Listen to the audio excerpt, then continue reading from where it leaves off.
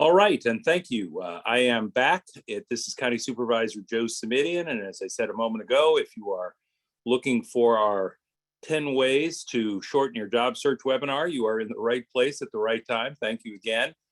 As I mentioned, I'm Santa Clara County Supervisor Joe Simitian, and I represent District 5 here in our county, which includes the communities of Palo Alto, Stanford, Los Altos Hills, Mountain View, Cupertino, Saratoga, Montessorino, Los Gatos, and portions of the Almaden Valley, as well as portions of other parts of San Jose. So thank you. I've been your county supervisor now since 2013, and I may have had the opportunity to represent some of you on the Zoom today during my tenure in the state legislature. Prior to that, back in 2000 to 2012.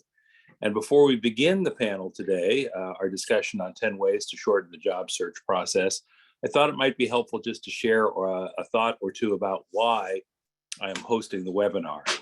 And the answer candidly is that as I've talked with constituents over the years, whether it's in town halls or at sidewalk office hours or just informally, I've heard from folks in the West Valley and the peninsula areas that I represent who are looking to enter or re-enter the workforce or shift careers.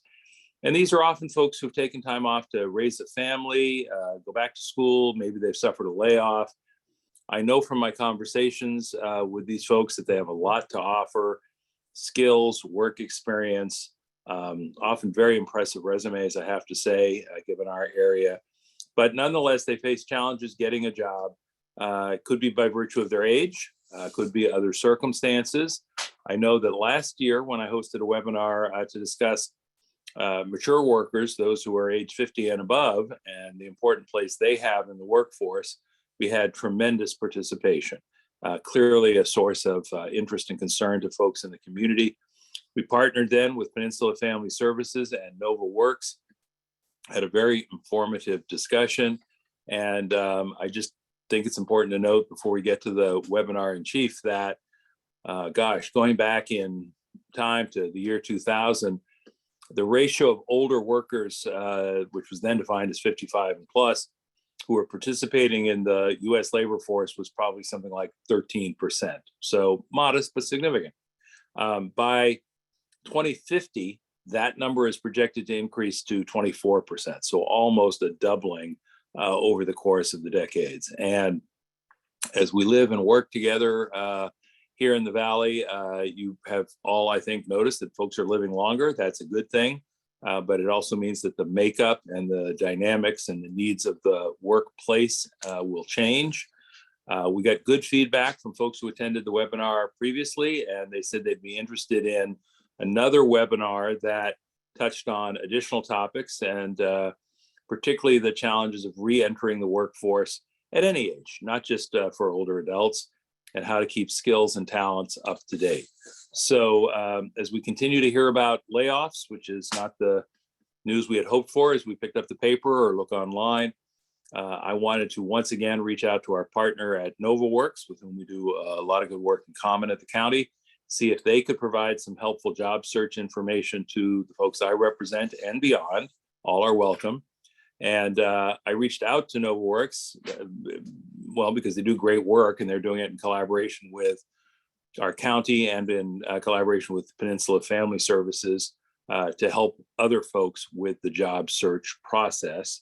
And we have recently collaborated and cooperated with NovaWorks through my office to launch what we call a career advancement program that includes supportive services for those who frankly need a little bit more help. So together, one of the things we came up with was this webinar topic. I hope you'll find it helpful. I think you will. We have been fortunate to include the folks at De Anza College. I want to give them a particular shout out and say thank you to them. De Anza is located in my district, so I know of their good work firsthand. They're a partner that is known for their career training programs in a really wide range of industries, very practical, applicable stuff.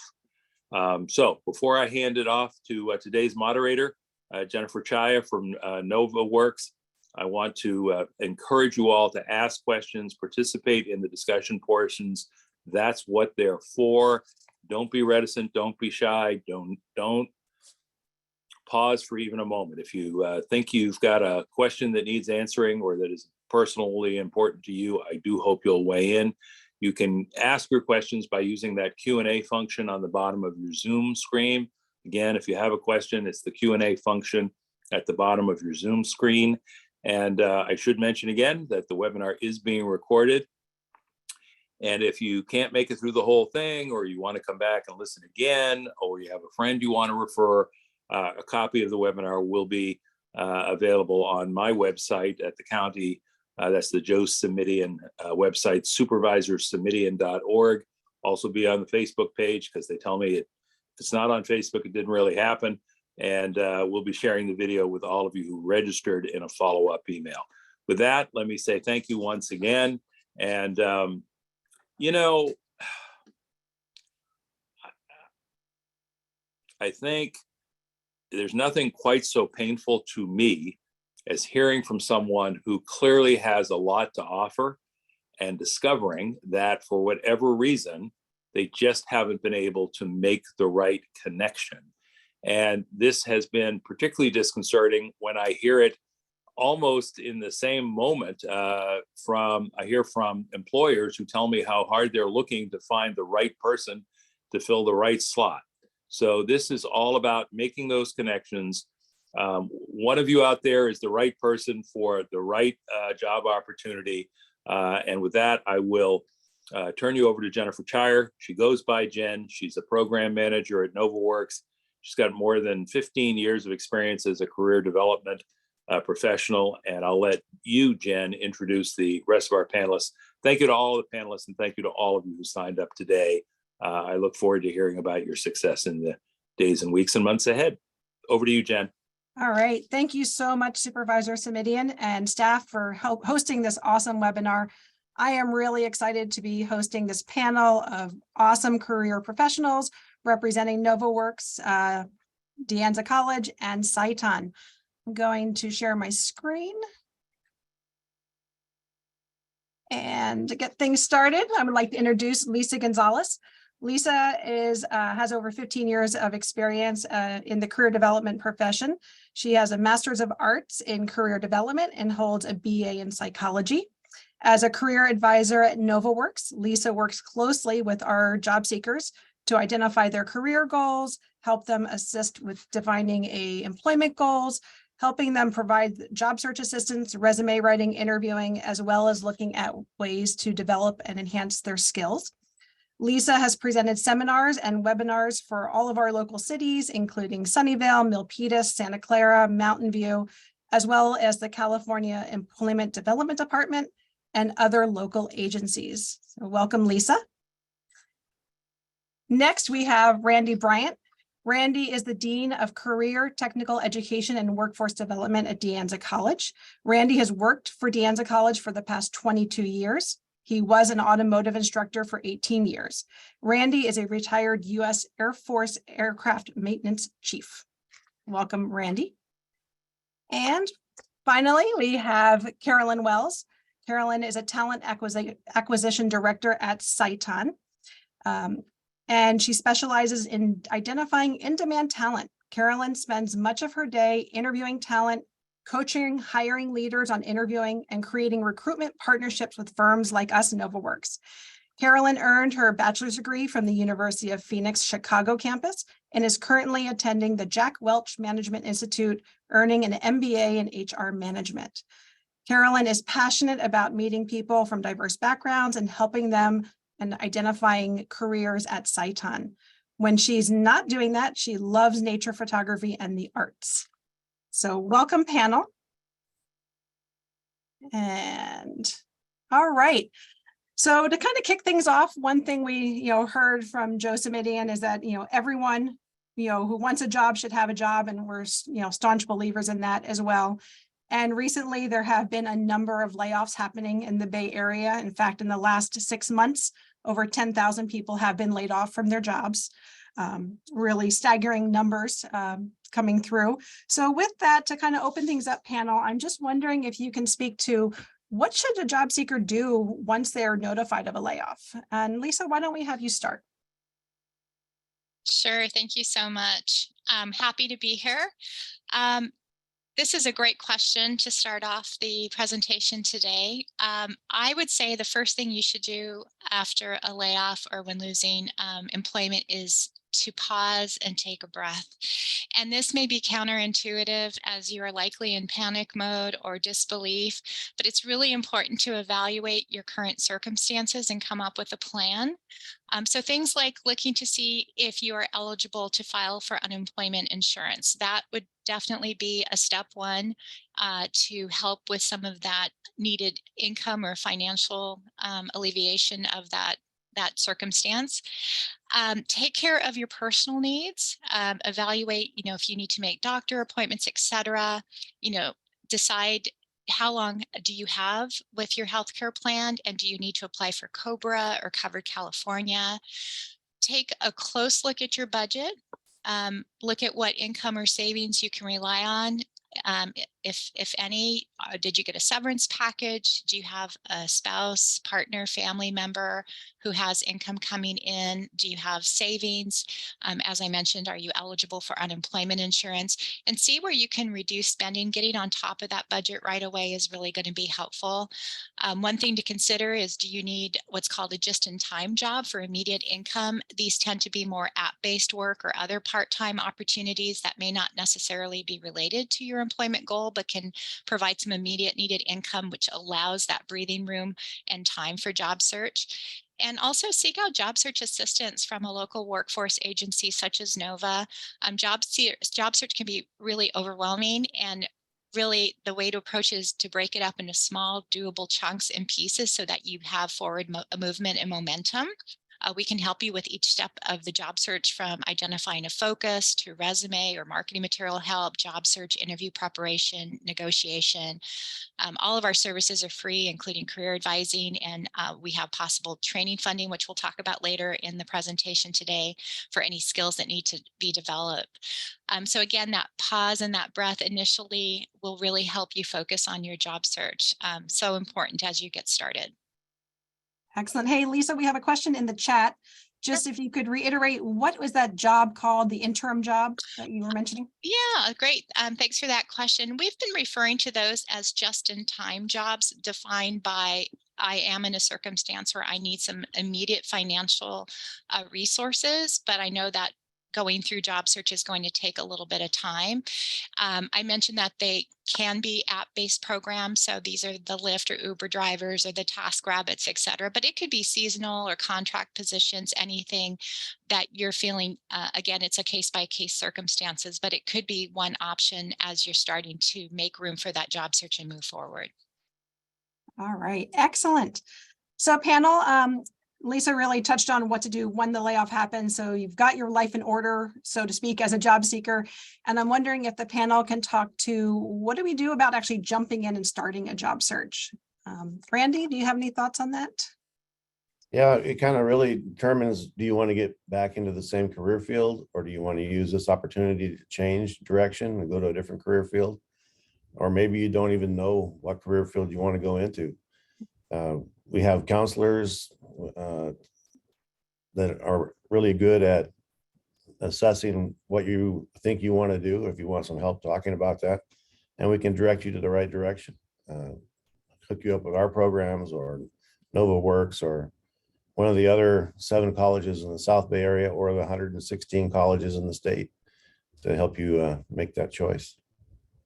Great. Any other thoughts on, for someone just getting started, jumping in, things that they should think about? Yeah, I'll pipe in here. I am a firm believer, kind of reiterating what Randy mentioned. I often say there's no better time than when you're in transition to evaluate what is important to you, what you need. And self-reflection or assessment. There is such a thing as formal career assessment, where you're looking more closely at your values, your skills, your interests, and asking yourself those hard questions. Do I want to do the same thing? Do I want to shift industries, stay in the same industry, move from maybe like tech to nonprofit or private to government? There's so many things to consider. Small employer, large employer. Do I want to become a consultant? Many people who are midlife career changers know that they have some very valuable skill sets, and they might want to offer it differently as a consultant. or start a small business. And then, of course, in today's world, people are asking themselves questions about work-life balance, working on site, remote, hybrid. So once you have a good idea what you want to do and how you would like to do it, you can then develop a job search strategy. So having this plan in place will help you optimize your time and energy in job search. We always like to throw out kind of the similarity of going on a trip, right? If you're going to go on a trip, you need to know your destination and have a map or a compass and an itinerary of where you intend to go. Otherwise, you're likely to kind of wander around and get lost. So having those steps and that plan in place is really important. Great. All right. Actually, Randy, there's a quick question in the chat. Are De Anza services available to non-students or only students? And Yeah, anybody can come and meet with our counselors, and if you're a possible prospective student, then you definitely qualify to talk to them, and we can hook you up with the folks you want to talk to. Important thing to remember is that all the stuff we're here, we're talking about hundreds of millions of dollars of material, equipment, people are all here to help you be successful. So please take advantage of the services and talk to people. We can connect you with the chairs of the departments that you're talking about. They're the industry experts, and we live to help you be more successful. All right, excellent. So wondering, there's been a lot of change, a lot of turmoil, so to speak, in the markets lately. And I'm just kind of curious, how does a job seeker get a pulse on the market? How do we find out who's hiring, what's currently in demand? Anyone want to jump in and chat about that? Yeah, I would just add, LinkedIn has been really great about posting a list of companies that are constantly laying off. Every single week, I get an alert on LinkedIn letting me know which companies are laying off. And so it's really good to tap into that. We call that the low-hanging fruit. So if you're looking to see who's hiring, you can also look at who is firing, right? Because just because a company is laying off does not mean that they're no longer hiring.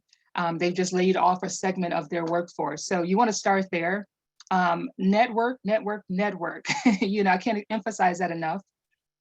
You will find that as you begin to talk to people in your network, oftentimes it's just a matter of asking, hey, I'm out of work right now. Can you be a resource for me? Do you know anyone who might be hiring? Can you share my resume? Do you mind reviewing my resume and giving me your feedback? So often on social media, we post so much about what we're eating, what we're doing over the weekend, but somehow or another, when we're looking for help, we're reticent to say, hey, I need help here. So if I could just encourage you there to put your pride down, put your ego down, and hey, just start connecting with folks and saying, hey, I'm looking for work. Can you help me? And that's not a matter of them getting you hired at their place of employment, but perhaps someone that they know might be hiring. So don't be afraid, don't be fearful. And again, lose the ego, because this is the time to really build your confidence up and get out there and really showcase your value. If I could also add on that note about showcasing your value, on LinkedIn specifically, people are starting to really brand themselves. And I, as a recruiter, I'm often on LinkedIn looking for those things. I look at the articles that people are posting, and that's interesting. You can learn a lot about a person by what they're posting on LinkedIn. So get out there and start branding yourself on LinkedIn. Excellent. Yeah, I actually have something to add, Jen, if that's okay. I would just affirm that labor market and market conditions change really quickly. I think we've all had whiplash over the last couple of months in the Valley. So just realize there are a lot of resources out there to what is referred to as labor market data, but it can definitely be overwhelming or difficult to stay on top of things because they change so quickly or they're not regionally specific. So great resources might be the state of California EDD labor market data that can be helpful. But I also want to point out that on our NovaWorks webpage, we have what we've compiled as industry information via snapshots, and then we regularly update those so that the information is current. And one tip we give job seekers is to really look closely at job postings to evaluate employers' expectations around education, skills, experience. It's very valuable because it means it's in real time. And then want to say what Carolyn said, talk to others, do what we call information meetings. My understanding, though, is the younger generation now refers to these as coffee chats. At least that's what my daughter has told me.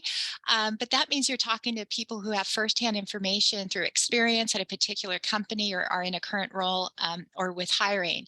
And that information that you get from those firsthand sources is invaluable. So once you have an understanding of that labor market and the skills that are required, you can have valuable data to really conduct an effective job search. And part of that potentially is understanding if you need skills training as well. Yeah, Excellent. we Go ahead, have, Randy. we have on our website, we have links to programs that you can look at. One is ONET, it's online, it's free. You can go and search for Bright Outlook, jobs and those kinds of things. But back to your branding, yeah, all across social media, start talking about what you do. And there's along with meeting people, there's meetups and different, that's what they're called, meetups, where you can go and meet people in your career field and talk and start networking. So. Great. Hey, Randy, there's a question in the chat around De Anza specifically. And do they help or guide us by connecting us to the right contact, or do they help us in finding a suitable course or getting a job in the field specifically? So a little bit there about the counseling services. Absolutely. Yeah. When you talk to the counselor and or anybody here really, and you find out what you want to do, we'll connect you with the department chairs. The department chairs have advisory committees where they have industry representation and they know that what's hot, what's not, possible upskilling that you may need to be more successful in a given career field, that kind of thing. So yeah, we have all of the services here for that kind of stuff. Excellent. And Lisa, can you chat a little bit about another question in the chat that just came in around the kind of the idea of the informational interview, since we're talking about market demand, how to set up an informational interview or these coffee chats? Yes, absolutely. So the idea of getting started is to start with who you know in terms of networking. For example, if you're looking for a particular type of job or maybe you're interested in a company, you would ask your first level connection, so those trusted sources. Do you know anyone who could help me answer some questions about? And we talk about the purpose of the information meeting is to gather AIR, and AIR is an acronym for advice, information, and referral. So you want to keep that in mind because this is part of information gathering.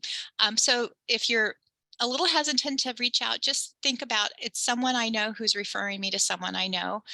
Of course, you can reach out cold as well if you happen to see someone on LinkedIn or in the news that you'd like to talk to. It doesn't hurt to ask that, but you're going to have more success if you use that referral network. And then you're going to ask the question. So the situation is reversed. You are the interviewer and the person you're asking the questions to is the interviewee. And you're going to want to get the questions that you have answered. So the questions you ask will vary depending on who you're talking to. But your goal is to get either advice, information, or eventually a referral, because we know referrals are very strong in terms of getting into opportunities, et cetera. How do you get started? Again, get started with who you know, ask a couple questions, and then you can conduct these information meetings remote via virtual platforms. You can certainly do them over the phone or via email, via LinkedIn messaging. But if you're comfortable, you could do it over a coffee chat or an in-person meeting. There's that idea of going on a walk. That's become popular too, being outside somewhere so everybody feels safe. And they're short. So you're not asking for a ton of time. You're asking for about 15 minutes or so of someone's time. And of course, the goal is to continue those conversations until you do have enough information to apply or get into an opportunity. And those are ongoing network connections, by the way. So if you initially have those conversations, they are now part of your network, and you can circle back to them later as you have a clearer understanding of what you'd like to do next.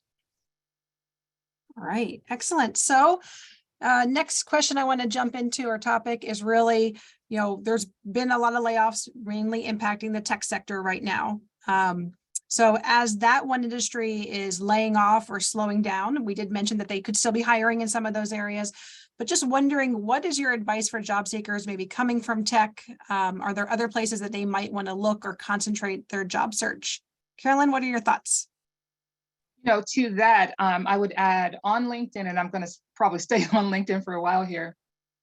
There are so many tech groups out there. I've joined them myself, as a recruiter. So look for those groups out there that have your particular tech specialty.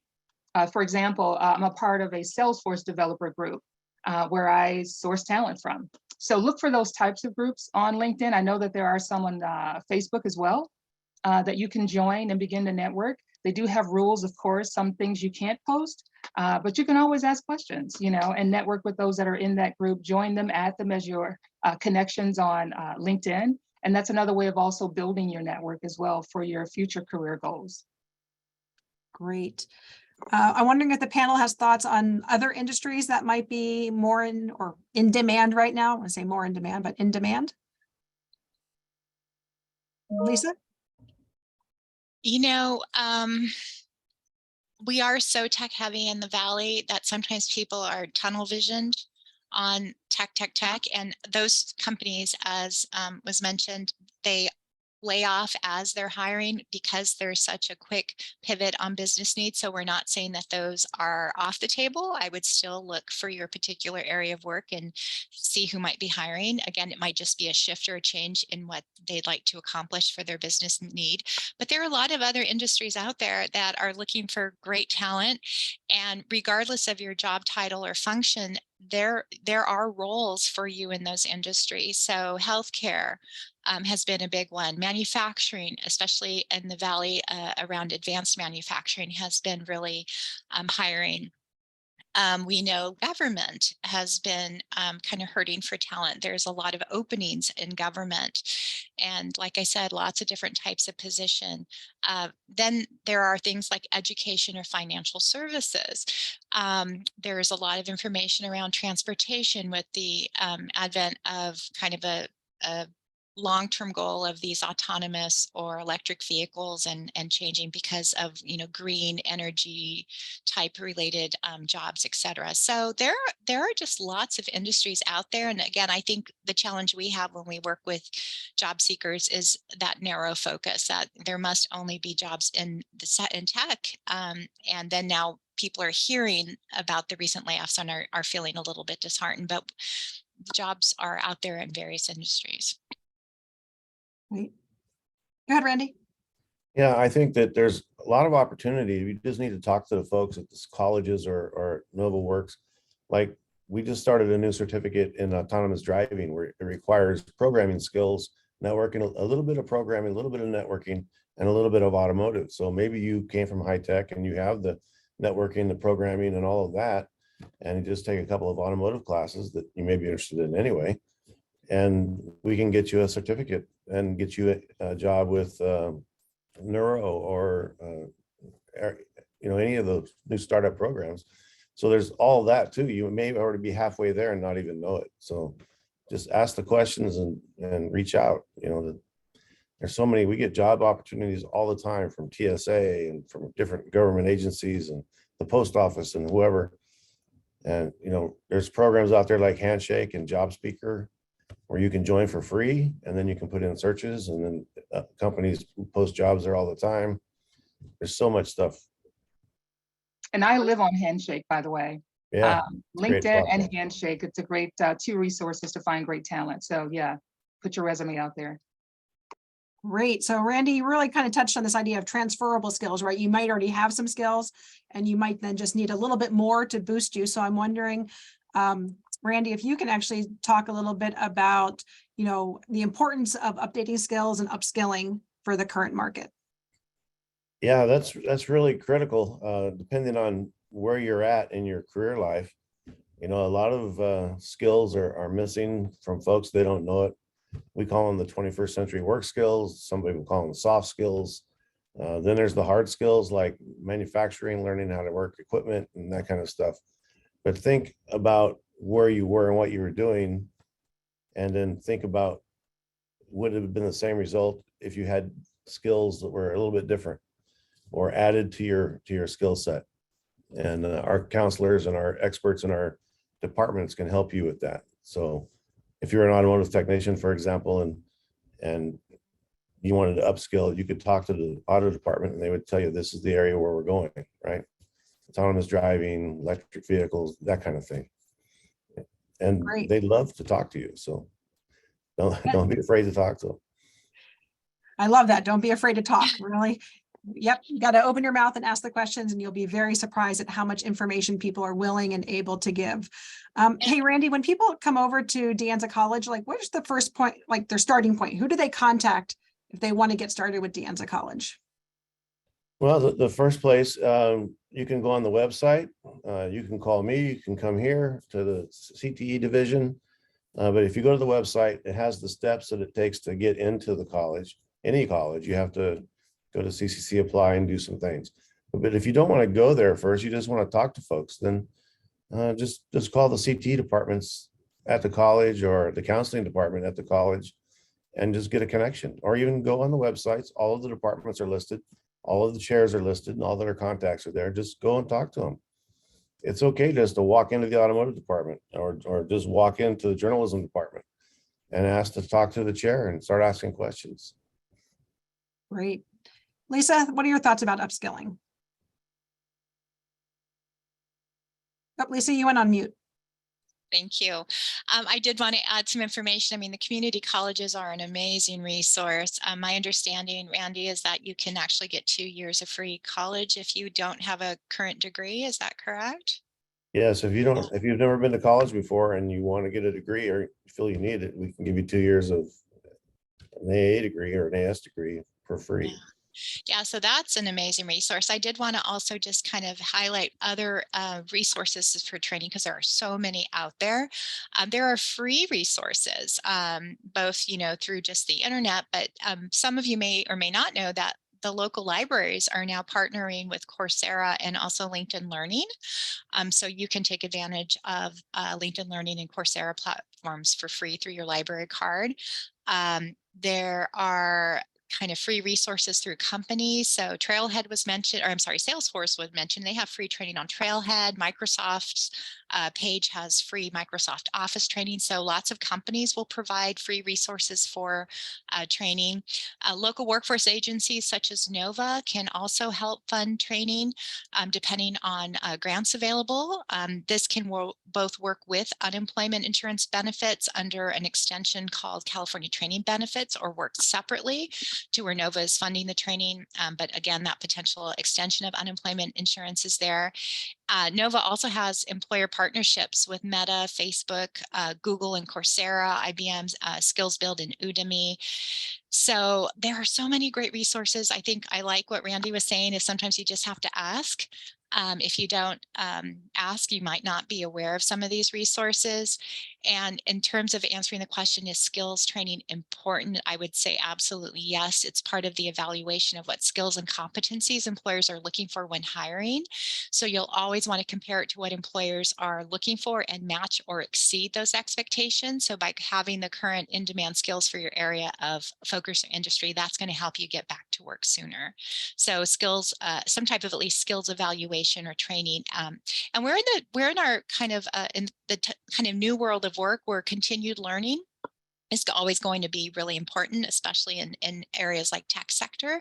So doing kind of a every once in a while evaluation of, are my skills up to date? Is there something I can take advantage of even on my own through self-learning or self-study or a more formal program to continue to be marketable is going to be important. Good, Randy. Yeah, I just add real quick. We said you can go to school for free if you've never been to college, but if you have been to college and you want to do some upskilling or change a little bit, we do have non-credit free, tuition-free courses in various programs. Real estate, you can take the whole real estate program, qualify to take the exam to be state licensed for free, tuition free, automotive, all of, so there's a lot of different options. Great. Carolyn, anything you want to add from the employer's position around reskilling and upskilling? You guys have covered a lot, but I do want to add, as far as Coursera is concerned, because I do see a lot of resumes with Coursera on them and also LinkedIn courses. Not all of our hiring leaders, but some of them do acknowledge that as a skill gained, right? No, you didn't go to school for it. Maybe you didn't gain that skill at a particular job, but you took the initiative to upskill through this particular resource. And we do count that. So I want to strongly encourage that. I have taken some Coursera courses myself. They're not that expensive. And it does look good on your resume. So please consider that as an option. Great. All right, so far we've delved into a lot of different topics. We've talked about knowing yourself, knowing the market, thinking about upgrading skills. Let's talk a little bit more about job search. And I'm wondering what things people should do to improve their marketability in terms of like from an employer's perspective when they're applying. Carolyn, from the employer side, what can we do? Yeah, if I could go back to LinkedIn, I am looking at profiles where, it's grammatically correct, right? Grammatically correct. So take some time to maybe look at some profiles of individuals who have the job titles that you're seeking, right? So if I'm a recruiter, I'm going to go out on LinkedIn and look at some profiles of recruiters and see how they're summarizing their profile, how they're speaking of themselves, how the profile is formatted. You're not copy pasting, obviously, but you are learning from their experience and maybe just tweaking it a little bit so that it's interesting and again, so that it's professionally presented. And also, I want to add here on recommendations. I always take the time to look at a person's recommendations. What are their colleagues saying about them? That is so important. And if you don't have any, maybe go out and ask some of your colleagues to give you a recommendation. Hey, you know what? Can you just give me a recommendation on how you saw my work skills when we worked together at XYZ company? The other thing I look at is not only the recommendations you have received, but the ones you've given as well. So sometimes what I'll do, I know when I left my last job, I was trying to get back out on in the workforce and I needed some recommendations. Before I asked for a recommendation, I gave, right? So I wrote a recommendation for my colleagues, and then I said, do you mind returning the favor?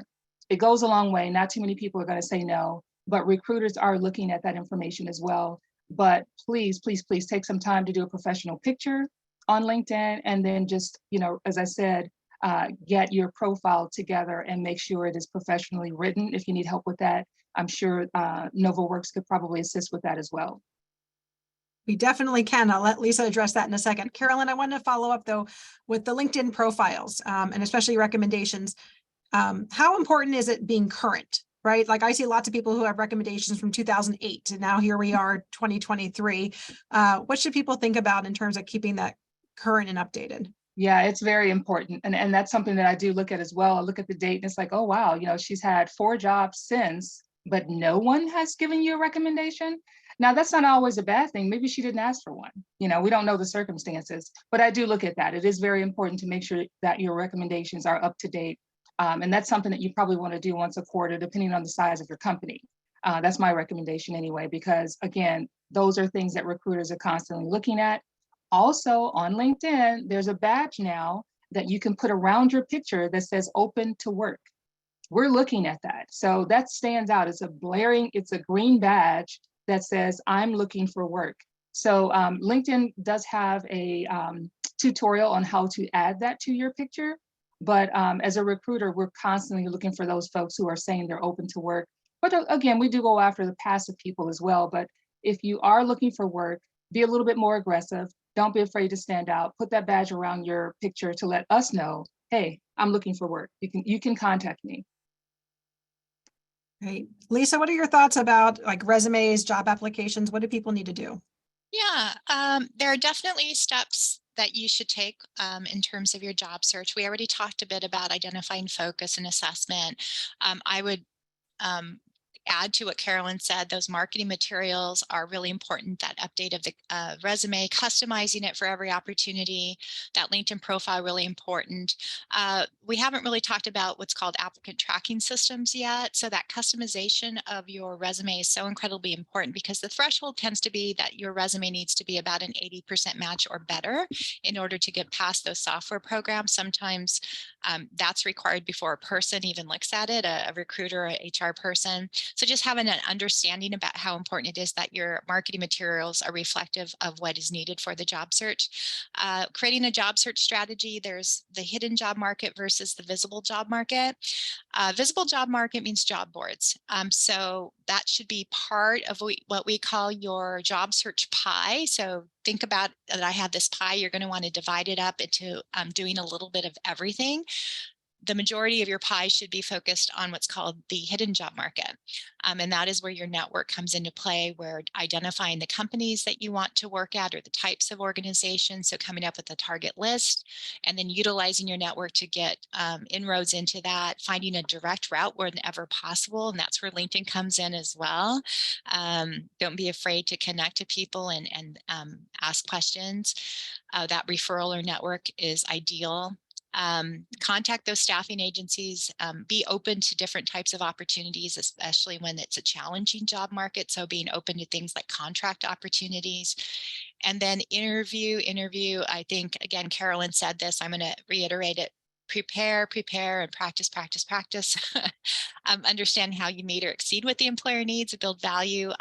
The more value you can build, that's going to carry you over to negotiation and having leverage there as well. So I believe we'll be sharing our website, myplan.novaworks.org, at the end of the presentation. So there is free available content there under each step of the job search that you can access. You don't have to be a NovaWorks member, but you can access that and get some additional information around those steps that are necessary. And of course, we are here to help you with each step as well. Great. And And Lisa, I'm sorry. no, please go, Carolyn. No, I just wanted to add, let's say, for example, you have identified the company where you want to work. It's Google, you know who the recruiter is. Don't be afraid to reach out to that recruiter on LinkedIn. I know a lot of job seekers feel like, well, I can't do that. I have to follow the rules. I have to apply online. Yes, you do. You do want to submit your application, but it's nothing wrong with saying, hey, Carolyn, I see that you guys have this opening. I see that you are the recruiter. May I send you my resume? That goes a long way. That shows me that, oh my God, this person is serious. They're interested. They've taken the time to find me, first of all, and they've identified the job that they're interested in. Guess what? I am going to not send you back to my website. I'm going to communicate with you. I might even call you right then. So don't be afraid to connect with the recruiter directly. Excellent. We're going to have a couple more recruiter questions coming up, but Lisa, specifically on the resume, there's a question in the Q&A about dates on a resume, especially around education. And they want to know, what if I went to school before the year 2000? What should I do about that? Yeah. So usually if you went to school in the year 2000, you've got work experience to now communicate to an employer that you are qualified. So we advise at Nova that unless your education date is recent, and we would define that by saying within about the last 5 years or so, that usually falls to the end of your resume. You can leave the date off because what's more important is that you are qualified to do the job through your work experience. And in general, you don't want to go further back than about 10 or 15 years on your resume. Employers are looking at it through their lens. They're looking at it from, how can this person help me now or fill the need that I have?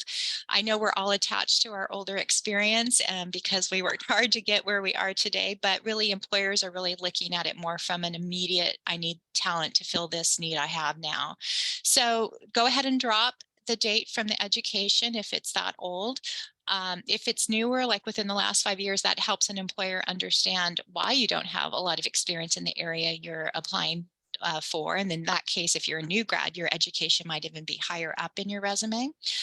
But for the most part, you're going to leave the date off if it's not within 5 years and focus more on what you can do for that employer, which is under your work history.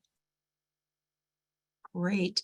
So we've mentioned we want to get that resume up and going. And Lisa, you mentioned sort of the ATS, the applicant tracking system.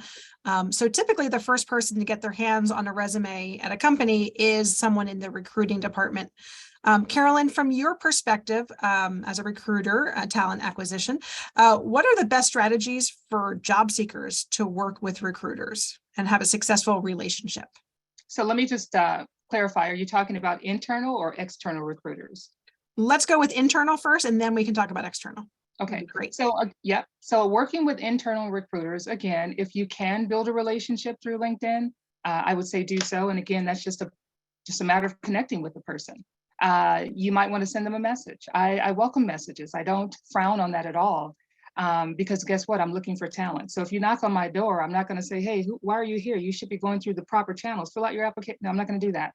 So don't be afraid to reach out. Connect with me or with the recruiter. Send them or ask them, can I send you my resume? Because some of them may tell you no. Some may say no, follow the proper channels, fill out the application online. And then if you qualify, we'll follow up with you. You may hear that more than you'll hear, yeah, let's chat. depending on the role and how urgent that position needs to be filled. But I'll tell you this, we've got 30+ positions and they're all urgent. So when someone knocks on my door, I'm not going to give them a hard time and make them go through all the channels that one would normally go through to get a job or to be considered for a job. So be nice, be professional, and yeah, just knock on the door. Great. And how about with external recruiters? So the third parties. Yeah, so with external recruiters, and we work with a lot of them at Sciton, if you find an agency that is professional, because that's what we're going to vet them on, who have you helped in the past when an external recruiter comes to us and says, we want to help you with your search, I'm going to look at their credentials, and I'm also going to make sure, obviously, that the rate is on par.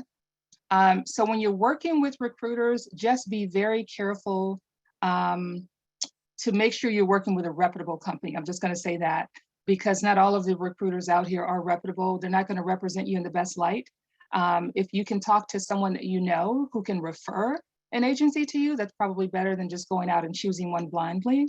I'm sure NovaWorks could probably recommend a few as well, and so can I.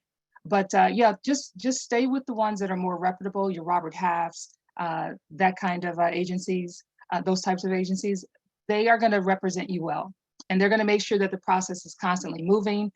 You won't have to worry about, 3 weeks have passed and you haven't heard anything. Yeah, and there's a question in the Q&A about specifically with an external recruiter. So obviously they found you, they want to work with you, they're going to submit your application. As a job seeker, can you still go ahead and contact the hiring manager directly yourself to introduce yourself, or is that going against kind of protocol? It's going against protocol, yeah, because it's like, okay, well, if you were going to do this, why did you need an agency to do it for you? And sometimes that agency might be a little offended and they will ask you, why did you contact the company if I'm already presenting your resume? Yeah, so I wouldn't advise it. If you don't trust the agency, again, go straight to the recruiter. But if you contracted with this person, and when I mean contract, I mean you've agreed to let this person represent you, let them go ahead and do it. There's nothing wrong with following up though with that agency and being a little bit aggressive and being an advocate for yourself. Great. All right. Gonna go to a couple more questions that we have. Going back to the resumes, Lisa, can you talk a little bit about addressing employment gaps? Yes, I can definitely address that. So it is a concern, especially with the pandemic. There seems to be kind of a little bit of leeway because of the recent times we have been in that there might be a gap. However, recruiters, hiring managers, HR are starting to say, it's not enough just to say, COVID. They want to know, what have you been doing? What have you been up to during this time? So to address gaps on the actual resume, you do need to think if you can put anything there, professional development, like the skills or upskilling that we talked about, education, whether it's formal or self-learning. Have you volunteered? Have you done some projects on your own so that you can showcase your skills? So for example, do you have samples of your work that you could put up there? So that's going to be important. You also need to not be afraid of the gap. You need to be ready to answer. So expect to be asked about a gap and what it has entailed. And if your story is larger or needs the explanation, the advice we've been giving people is to go ahead and explain it. I know recruiters have said it helps me to understand how to market you if I have an explanation. And so people have done this either in their summary section on their resume, maybe alluded to what that break entailed or that gap entailed. Sometimes a cover letter will really help convey that information, or your LinkedIn about section. It helps you tell your story as to what's been going on during that gap period. So own the gap is something we like to tell people. Everyone has something that they're trying to do in their job search, so don't feel like it's necessarily a barrier or something that's going to be impossible to overcome. Again, if you connect with NovaWorks, we will help you based on your circumstances or situation on how to address that on your resume or in the interview. But important to address. That's what we would advise. Great. All right, so let's talk a little bit about other ways of getting noticed by a company. So earlier, Lisa, you had actually mentioned something about a hidden job market. Can you talk a little bit more about what that is and what are some strategies for working with that? Sure. The hidden market is, I think, hidden job market is one of my favorite topics because statistically, about 80% of all jobs are never posted. And around that same percentage of people find jobs through their network, meaning that they know someone or know someone who knows someone or know someone who knows someone who knows someone, right? It's that kind of connection idea. So the first thing you should do is identify your network. Now, what's interesting is we'll ask people, do you have a network? And oftentimes they'll say, oh yeah, I have a network. And then we'll ask the second question, which is, do they know you are looking for work? And that's where sometimes the communication breaks down. Maybe you haven't yet taken the steps to inform your network of what you're looking for. So you have to warm them up. I often tell people that you are the CEO of your product, which is you are your company, and your sales team is your network. They are going to help you with your next step in your employment. And this is part of the hidden job market. So you've got to engage, contact people that you haven't been in contact with. You would be surprised how embedded networking is in the Valley. People are very open and willing to help. They have been through layoffs. They have been through employment gaps. A lot of those people will step forward and assist you if they know that you need some help. So if you're hesitant, again, maybe your strategy is, I'm going to reach out to one person, two people on my LinkedIn connection list or in my contact list on my phone, and have a reason for reaching out to them, understand why you're reaching out to that particular person. Remember, you're not asking them for a job. You're not saying, oh my gosh, I was just laid off. Can you get me a job at your company? You're asking them for that error, advice, information, referral. But as you continue to gather information, you'll get that. Also, just what Carolyn was saying is reach out directly whenever possible. You want to be more than just that representation on paper. You want to be seen as a person who has these great skills. Joining groups, LinkedIn has been talked about a lot. Silicon Valley meetups or meetups, Eventbrite. These networking groups are occurring virtually. They never stopped, in fact, and some are returning to in person, but most are still virtual. They're very dynamic. And we talked a little bit about social media, including LinkedIn, but you can follow people. If you still have your Twitter feed, you can follow people on Twitter. You can follow people on Instagram or join company Facebook pages. You're going to get a lot of information there. All of that is what's called the hidden job market because it's not publicly posted. It's not visible to everyone. So when you uncover these opportunities as you engage with your network, you're going to get information or about openings or opportunities or referrals that others may not hear of. And volunteering, by the way, is part of the hidden job market because oftentimes if you volunteer, you're in a position to meet others or hear of other opportunities when they come. Or if you take those contract or short-term assignments, you're ideally positioned within an organization to hear about a need and to also have had the opportunity to show what you can do. So earlier I talked about your job search pie and having a strategy so that it's a little bit of everything, but the hidden job market, it should be a large piece of that pie. Great. And Randy, go ahead. Yeah, the hidden job market is very interesting because we don't forget to include the community colleges in your network because we get hundreds of jobs directly called into the department chairs here at the college that never make it into the electronic world, right? We're constantly trying to get them to post on Handshake because it affects our ability to get funding based on the need, right? So we need that electronic footprint. But we get hundreds of job offers, so call the department chair of computer science or automotive or wherever and say, I'm looking for work. Do you have any people asking? And they'd be surprised that you can get there. So don't forget the colleges. Totally agree. All right. So if your resume and your networking and accessing the hidden job market is doing what it's supposed to be doing, the phone's going to start ringing, which means it's time for interviews. So Carolyn, I'm wondering if you can talk to us a little bit about some strategies or ideas that job seekers should think about to prep for that interview process. Yes. So for example, at our company, we do a lot of Zoom interviews, right? That first interview, we want to see you. We want to see how you show up and present yourself. We've had some individuals behind them, you see a messy bed, right?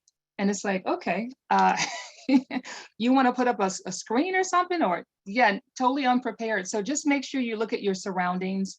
If it's a Zoom call, and make sure your background is professional. Make sure you look professional. Make sure you're smiling and you're ready for that interview. Show up on time. If the Zoom is set up in a way that you can join before the host joins, go ahead and do that, because that shows that you're ready and you're ready for the interview. You're prepared. You're here. You're present.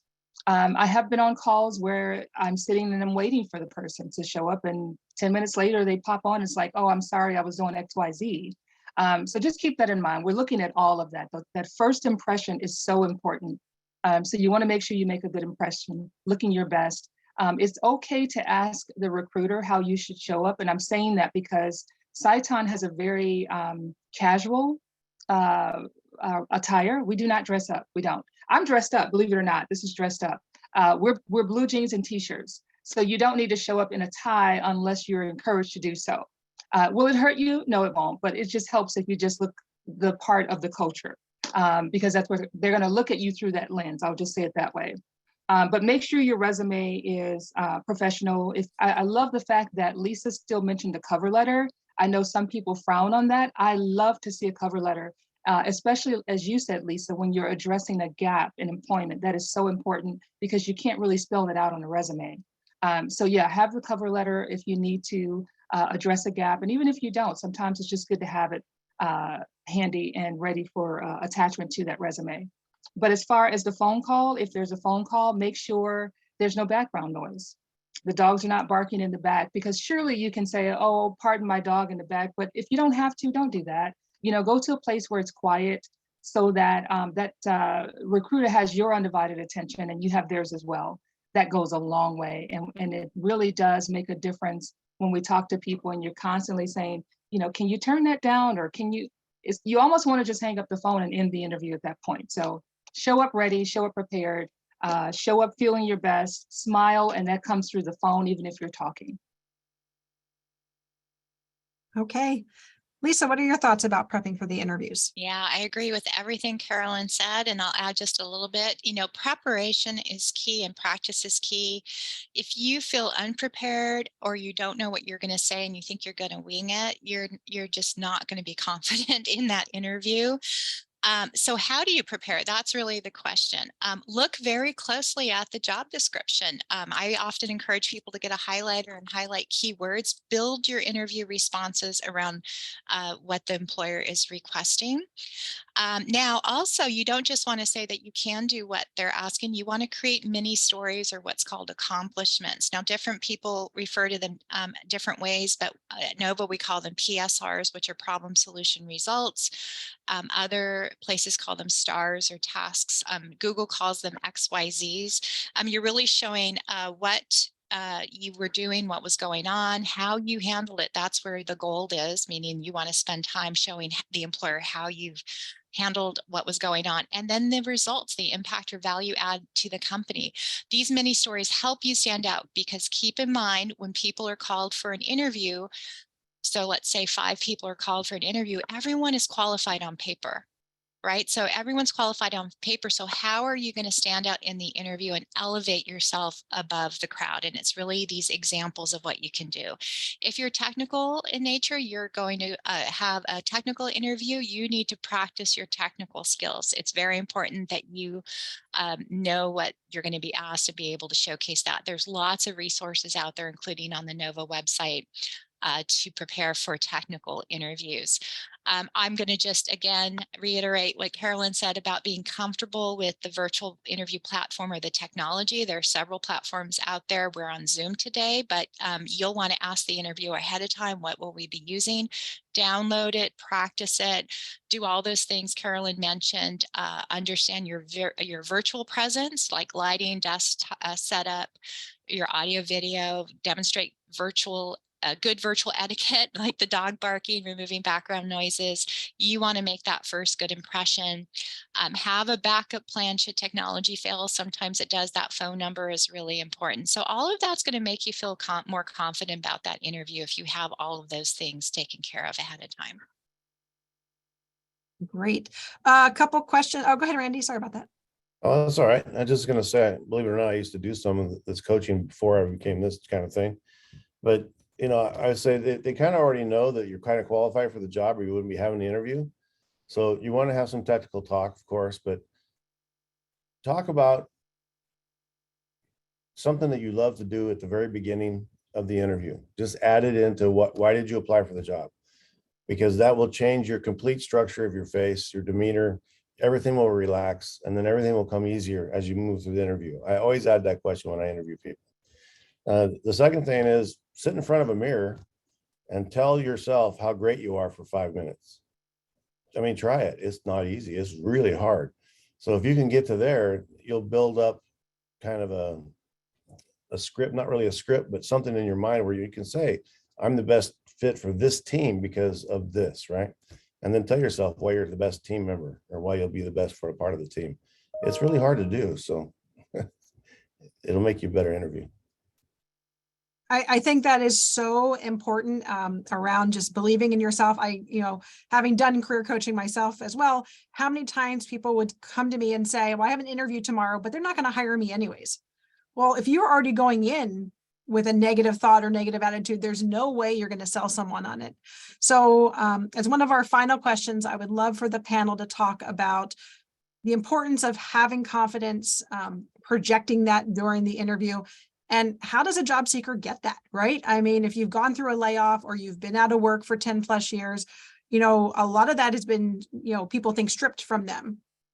So how do we build that back up and how do we bring it and bring our A game to the interview process? Carolyn, why don't I start with you?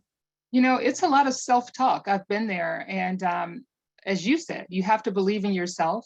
I've always been taught when you're speaking, if you smile, it's going to automatically relax you. I can't tell you how many times at Sciton, an interviewer will come back and say, I interviewed this person, but they were so nervous, I could barely get through the interview. So as Randy said, just kind of relax, practice with it, smile. And there's nothing wrong with smiling in an interview. We have some folks at our company that are going to probably show you a face that you don't want to see. And it will be hard to smile at them because they're trying to wreck you. And we're working with those folks. But my point is, not everyone knows how to interview. They don't understand it. It's not an interrogation. Stop that. But you're going to get some of those folks. So come prepared and know that, hey, you're here for a reason. As Randy said, if you weren't qualified, we wouldn't have called you. You've got the goods. So you've got the interview. I'm here in front of you. You're here in front of me. Let's have fun. And it's okay to laugh through the thing. It's okay to have fun. It's okay to answer the questions in a comical way. Just be yourself. That's all I can say. Be yourself, because that's what we want to see. And that's going to tell us whether or not this is a person that's a fit for the culture and the position. Be yourself. Don't perform. Don't get to a point where you're rehearsing what you're going to say, because it's not going to come out. It never does. It never comes out the way you want it to when you over practice. So yes, you want to know what questions that you want to ask that person because you're interviewing them as well. I tell people this all the time. You're not just being interviewed, you're interviewing that company. You don't know whether or not you want to work there until you've had a chance to talk to that recruiter and the rest of those people at that company. So be yourself and build yourself up before that call. I don't know how you do that. I do positive affirmations. I find positive music. And I tell myself, I'm worthy. I'm here. I deserve this position. You know why? Because I'm qualified. Awesome. Lisa? Yeah, that's such great advice. One of the things we tell individuals, and this is part of that self-talk or confidence, is there are things you can control and there's things you cannot. So realize that what you can control is yourself and how you project your own energy. Find support if needed. If you're having difficulty kind of getting to that place where you're feeling good about your skills and your confidence, find support. It can be formal support through counseling, or it could be something like the Nova Works option. We talk about reframing experiences. So that can be if you have had a negative result from an employment opportunity, maybe you weren't given the job after you felt you were getting really close to getting an offer. maybe using a reframing technique. Now, it doesn't mean that you're ignoring what occurred or that experience. It's just that you're providing yourself a little bit of time and then reframing it so that you can continue with your job search. So treat yourself well, inject joyful activities into your daily lives, especially as you reward your system. There's something that occurs internally when we go ahead and experience joy and rewards. Take the time needed if you need a break to address what's going on, like setbacks or disappointments, but that does not mean procrastinating or avoidance. There's a nice balance there. Being in a positive mindset can also result when you give of yourself to others. So if you want to volunteer, you do small acts of kindness, you connect to others on a more outside of job search basis. Those are all going to go a long way. So in addition to having that step-by-step job search strategy that moves you forward, make sure you incorporate these different elements for that positive mindset. Affirmations, I love that. Giving yourself a little bit of kindness, I think, is so incredibly important. This is difficult. These job searching and having this uncertainty is really difficult. So make sure you control what you can and go about it as positively as you can. I know Randy will be speaking next, but if I could just also add to be honest in your answers, even if you feel that it's not going to make you look the best, right? And the reason you want to be honest, for example, we have 5 interviews. You're going to talk to 5 people from our team. And the last thing you want is for us to come together and say, oh, she told me something different. So if there's a gap in your employment and it was because of X, Y, and Z, just be honest with that. Be honest with that, with the answers. Randy, any additional thoughts? I just say back to the gap. It's a great opportunity to take a class very cheaply at a community college in your career field. And then when you answer that question, you can say, I also went back and I took some refresher classes in this career field to make sure that my skills were still relevant. And I found that they are, and I filled the gaps with what I learned in the class. That really helps a lot. And I'll say that we see all the time that training and that skill development boosts morale, right? Newfound confidence, newfound energy, this idea, I have something now to talk about. So I think that training is also an excellent way. And we also talk a lot about volunteering. Lisa, do you want to say anything about volunteering and how that can be a helpful tool? Oh my gosh, yeah. So volunteering provides structure to your day. It gives you a sense of purpose. You're able to interact and meet others. Those are things that often are removed from your day-to-day life when you are going through a career transition or job loss. So just instilling some of that back into your day-to-day. And again, volunteering doesn't have to be a huge time commitment. It could be as little as an hour a week, once a month type of thing. So sometimes people will be hesitant to volunteer because they think it's going to take away from, job search time, but it can really complement, and it goes a long way again in making you feel purpose, that you have contributed. And if you can align your volunteer with your area of expertise or your job background. But there are times when maybe people choose to do a volunteering a little bit differently. Maybe it's more of like a passion project. They're more interested in like the environment or literacy or food banks, etc. But there are often roles within those volunteer opportunities that will align, and it goes back to that work gap. It helps you fill that gap and talk about it and have a way to say what you've been doing. And it's just as valuable, I think, as work experience a lot of times. All right. Well, panel, we have covered our top 10 tips for shortening your job search, but we have quite a few questions still in the Q&A that we can kind of walk through. And one person is interested in just a recap of how to upgrade software skills, or, what are the resources available for doing that? Go ahead, Randy. Yeah, we have a whole variety of software skill classes, different programming classes, networking, all of that. Google certificates, AWS certificates, and not just De Anza. Of course, I'm a little biased, but the whole community college system, no matter where you're at, LA or Northern California, there are colleges that have those services available to you for practically nothing. So that'd be the best way. Yeah, and then I just had added some additional information that you could look at some free resources, or look through your local libraries, or work with workforce agencies, whichever one is in your area, to see about if WIOA funded. WIOA stands for Workforce Investment Opportunity Act. It's grant funding that comes to workforce agencies. If we can help support either by assisting with funding, or again, we have other resources as well. Libraries also have other resources. They're very kind of instrumental in assisting job seekers. We partner with local libraries, and they're often telling us about various job search resources and training opportunities that they can assist with as well. So there's just a lot out there that you can take advantage of, and asking around can really go a long way. But we're happy to help you identify where to get some of those skills training. Randy, go ahead. Yeah, one part of that is like we have OTI and we have those kinds of things. We have internship opportunities as well. So if you want to re-enter a workforce, and we have an internship opportunity where we can place you into a company and you can be paid as you're an intern, even though you may already have the experience, but it gets your foot in the door and you get, that's what a network, right? So there's also those opportunities that are available. Yep. And how about Carolyn for LinkedIn? How far back or how much time should you cover on a LinkedIn profile? Should it match a resume? What are your thoughts?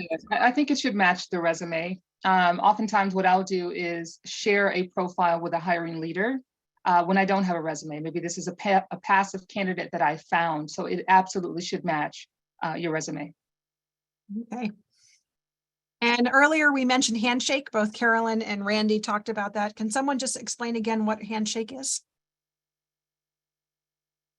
Yeah, Handshake is a platform where you can go to Handshake and put in your profile. It's free, and you can put in what categories you're interested in, and you can look at internships or job opportunities or what, all kinds of different things, volunteer opportunities, and then make connections that way. Okay. Another question that came in is, what is OTI? I believe it's Occupational Training Institute at De Anza. Okay. Yes. Great. And there was a couple of questions earlier about video interviewing. Can anyone speak to what interviewing looks like and what people should do? We don't use it at our company, but I have applied for a job in the past where I had to videotape myself answering a series of questions that popped up on a screen. Some companies use that. We haven't gotten there yet. I found it very interesting. It was easy to use, and I got the job. So I don't know, but I know that I think it's LinkedIn. LinkedIn does allow you now to record yourself and share that if you want. I believe they do. I'll double check. But yeah, I think it's anything that allows you or gives you that extra edge, I say go for it. Because if I'm looking at resumes all day long, and here I have someone sending me a video, I'm going to watch it. And if you meet the qualifications, I'm going to call you right away. Yeah, I can speak to that a little bit as well. We obviously have NovaWorks members who will communicate to us their various experiences with video interviewing, and it's similar to what Carolyn mentioned. We're referring specifically to where you're sent a link, and usually it's a timed interview, meaning they'll give you a certain allotted time to answer each question. There might be 1 or 2 retakes, but by time number 3 it goes, so you have to be able to be ready to answer those questions. In terms of LinkedIn, there on the mobile app you can record what's called a cover story. It's a 1-minute cover story, I believe. So that can serve the purpose of doing an introduction of yourself, where it will appear, and then once you record it on the app, it will appear on both the desktop platform and the app. We also encourage our Nova members to do a video introduction of themselves, so that you're proactively doing an overview. And as Carolyn just said, I'm looking at papers all day, so if somebody sends me a link to a video, I'm going to watch it. We've had quite a few NovaWorks members successfully do a video introduction, send send it to recruiters, hiring managers, or amongst their network and get leads that led to an opportunity that they wouldn't have gotten otherwise. So again, you're presenting yourself differently. You're showing how engaged you are, your enthusiasm, how articulate you are, your communication skills come across. So it's definitely something that you can either do proactively or in response to an employer request. Okay. We covered some of this when we talked a little bit about confidence, but people wanting to talk about imposter syndrome and kind of tips, for people who are out of the market, how to overcome that. So anything we want to add? I happened to have a conversation this morning with someone who disclosed that she took a prior job where she was asked if she had a particular skill set, and she just kind of was like, yeah. And we ended up having a discussion about how there is this kind of sentiment, and some people call it fake it till you make it. Sheryl Sandberg had a book on leaning in, and it's about kind of, if you stay within your comfort zone too much, meaning only doing what you're 100% comfortable doing, you'll never kind of stretch that comfort zone and have those growth opportunities. And I think that's where imposter syndrome comes in, is when we feel like we're stretching a little bit, maybe we're not like 100% there yet. But when you look back at those times when you've been in that situation, what you probably remember looking back is, I didn't know that, but once I stretched myself a bit, I became the expert. I became well versed in it. So that's, I think, one way to look at imposter syndrome. I think the other way is kind of in response to maybe the rejection. Rejection is inherent in job search. You're going to hear no. You're going to hear the word no. And so if you hear that word no, you might feel like, well, I'm not good enough. I'm not able to do this job. You have to reframe the no. And so this goes back to the reframing. Rather than seeing the word no or having that word no impact you in a way where you feel like it's a step back or you've been shut down, think of it as, I've heard the word no, I'm going to just continue on. If I hadn't tried to apply to that position, or if I hadn't interviewed, I would be no further than I was before. So that it's not easy to do. I'm not saying, oh, this is so simple to just get over imposter syndrome, but I think those are kind of key components to think about. I need to get a little bit more comfortable with the discomfort, and I need to maybe be okay with some of the rejection that's inherent in job search, and not define it as rejection, but rather define it differently as just a step in the process. Go ahead, Randy. Yeah, I think it's really important that everyone understand that they're good enough, they're smart enough, and they can do it. And if they're having trouble doing it, that we are all here to help them. So to reach out to all of us, any of us, but always remember that you're good enough, you're smart enough, and we'll help you get there. But you just need to reach out to us, and we can make it happen if we work together. I think that is so true. And we're going to do one last question, and then we're going to wrap up and make sure that the attendees have all the information about these 3 amazing organizations, companies, so that they can get in touch with us. But final question has to do with panel interviews. How do we handle a panel interview, and how can one possibly satisfy every person on the panel with an answer?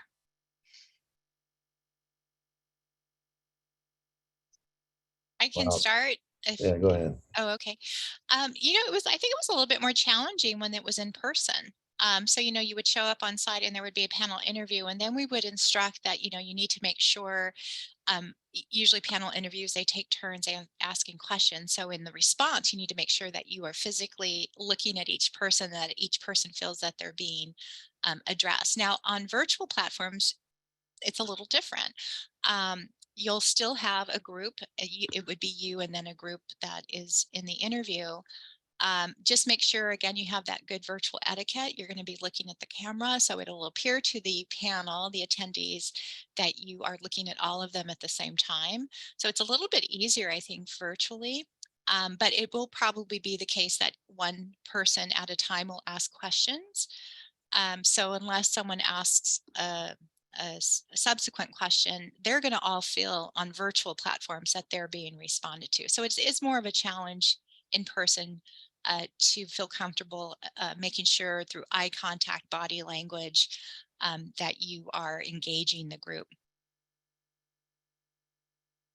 Go ahead, Randy. Yeah, I would say that panel interviews are like, I'm not gonna lie, they're terrible. I do badly in those. But just remember one thing, I've hired probably a couple hundred people at the college. Everybody has to be stoic and they can't show favoritism and they can't smile and laugh at you. That's very cold. But it's not that they don't like you and it's not that they don't think you're capable. It's just that they have to be that way. So always think that it's not you, okay? You're good. It's just they have to act a certain way, and it's not the Inquisition. So just know that you're good enough and you can do it. And they're there for you, really. They just can't show it. Great. Carolyn, any final thoughts? Yeah, the only thing I would add to that, we recently just moved to panel interviews last year. And it can be a little cumbersome trying to sit there in front of 4 people and answer all those questions. So what we're trying to do is just make it more of a relaxed conversation. In most cases, the people that you're meeting with on that panel are the people that you'll be working with. So what we do is try to make it fun. We try to make it fun for the interviewer, the interviewee. Great. So you'll see all different types of interviews and styles across the board. I think the key is preparation so that you know what you want to say and how to present yourself in the best light.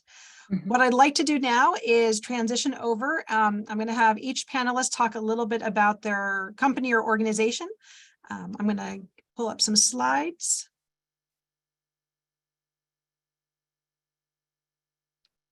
And Lisa, I'm going to have you start just to talk a little bit about Nova. Okay, happy to do so. Well, again, thank you so much for having me be part of this presentation. It was a pleasure to be here and be included in the discussion. Let me give you a little bit of information about NovaWorks. We are a federally funded employment and training program. We have offices in Sunnyvale and San Mateo. Our goal is to help job seekers transition to new career opportunities and navigate the local labor market. So I'm happy that we were able to answer lots of the questions around that. We help job seekers, a variety of job seekers, including those who are re-entering the workforce or have been laid off, people returning even after taking a break for family or personal reasons. We also help people who are currently employed if they're looking for better opportunities. We offer a variety of job search services, including career advising, to help job seekers to find focus, write resumes, prepare for interviews, provide tools for employment. And then in addition to career advising, we offer over 20 workshops and opportunities to network with peers and our alumni. We have connections with employers through our job board, recruitment events, and for those that qualify for funding, the opportunity to access training to enhance existing skills or change careers.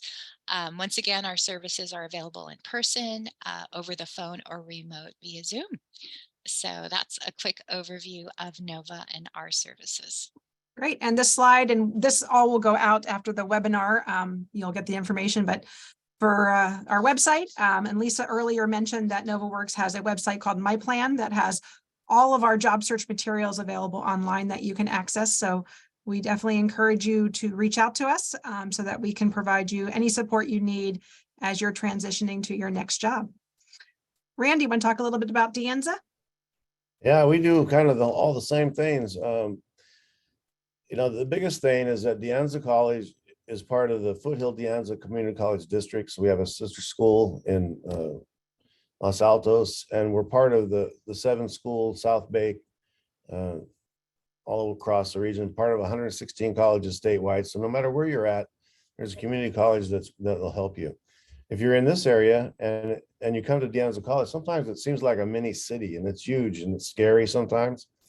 But if you're going to come here, and you can call me directly and I will personally help you get to who you need to talk to, and we'll work it out. So always know that we have all the different programs. We have 23 different certificate programs, all from manufacturing to automotive to photo and real estate, computer science, you know, all of them. I will help you connect with whoever you want to connect with. I have a counselor that works with me directly, and we'll hook you up with that counselor. that's what they pay me for, is to help you. So don't be afraid. Call me directly. My phone number is on the website, and be happy to help. We're here, and if I can't help you, I will direct you to the college that can. Wonderful. And Carolyn, tell us a little bit about Cyton. Yeah, just a quick summary. Cyton is a medical device manufacturer. I'm happy to say that we do manufacture all of our products in Palo Alto. We do not outsource anything. Currently, as I said, we have over 40 positions that are available right now, and we're looking to grow our company across the board. There's positions open in every department right now. We're looking for individuals who have engineering background primarily, but also marketing. We do have some marketing positions open right now, as well as sales. We always have sales positions open. If you're looking for something in that arena, we have what you're looking for. It's a great company. We treat our people well. The benefits are great. We're looking to take the company public next year, so it's an excellent time to join Cyton. And I'm happy Awesome. for this opportunity. Thank you for the opportunity to share on this panel with such lovely people. Thank you. This has just been outstanding. I want to thank Randy, Lisa, and Carolyn for your time today. And it was just full of really practical information that can help anyone move forward. We have a recording. This recording will be sent out after the webinar. Any questions that we didn't get to in the Q&A, we will answer in a follow-up document and send that out as well. And we will also get the slide deck out so you have the contact information for the different organizations. And we thank you again for your time, and we wish you best of luck as you follow your future endeavors. Thank you, everyone. Thank you. Bye-bye now. Thank you. Bye. Bye.